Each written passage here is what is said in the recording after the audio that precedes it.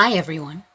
In this week's Immigrants Tips and Tricks, we're going to have a little fun and we're going to talk about faux pas. So the word faux pas is French, but we use it in English, and it's basically a significant or embarrassing error or mistake. A blunder is another word that we use in English. And it's when you say something and you don't really mean to do it, but it comes out that way. And as you travel around the world, as you move to different places, you are going to make some faux pas because you don't know your new culture. And I've made a fair amount of them myself. So I thought I would share a few of them with you for a little laugh, and also so you can learn from them and maybe know what to do in those situations. So the first one I'll talk about is when I moved to Australia. When you go to an event or you go to somebody's house in Australia, you go to a lunch or a dinner that you're invited to, often what they will do is they will say, bring a plate. Okay, times are tougher, economies are weaker, and people just don't have the same amount of money that they used to. So bring a plate means bring something to eat, bring a dish, bring anything to contribute to everybody's food. Not quite a potluck, but similar. And thankfully, I had managed to investigate what that meant before I went anywhere, and so I knew what to bring. But one of the British girls that I met shared a very funny story where she had been told to bring a plate to an Australian gathering, and she thought, well, obviously they don't have enough cutlery and crockery to go around, so she brought a physical ceramic plate from her kitchen and then felt embarrassed when it was explained to her what bring a plate actually means. Then when I moved from Australia to Texas in the United States, I made another faux pas. I made a few of them there, and we're going to discuss some of them now. In Australia, people cuss or swear a lot, use bad language. It's part of the culture, it's normal.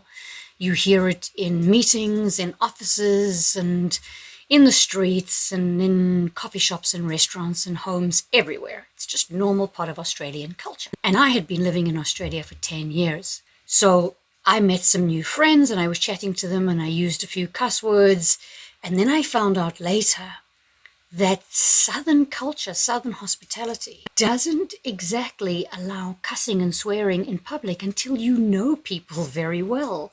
And so I had to rein it in a little bit and learn quickly not to use some cuss words in places where I didn't know people very well or in public spaces. Staying in Texas, I was invited to a big family Thanksgiving. And many of you who have watched American television will have seen Thanksgiving meals with the turkey and the vegetables and the sweet potatoes and all of the fixings that go along with it. And if you've been paying attention, you may have heard them talk about cranberry sauce, which is nothing that I'd ever had any experience with because it doesn't really go with any of the meals of countries that come directly from British culture. You can buy cranberry sauce in a can. And what I always do when I take something out of a can is I mix it up all nicely so that it's easy to dip a spoon into it and get what you want. So we had a can for the friend that I was with because she didn't want the fresh cranberry sauce. And I decanted the big round gelatinous piece of jellified cranberry sauce and I matched it up. And she was appalled when she saw it and wondered what I had done to her cranberry sauce, because there you cut slices of the jelly and you add it to your food.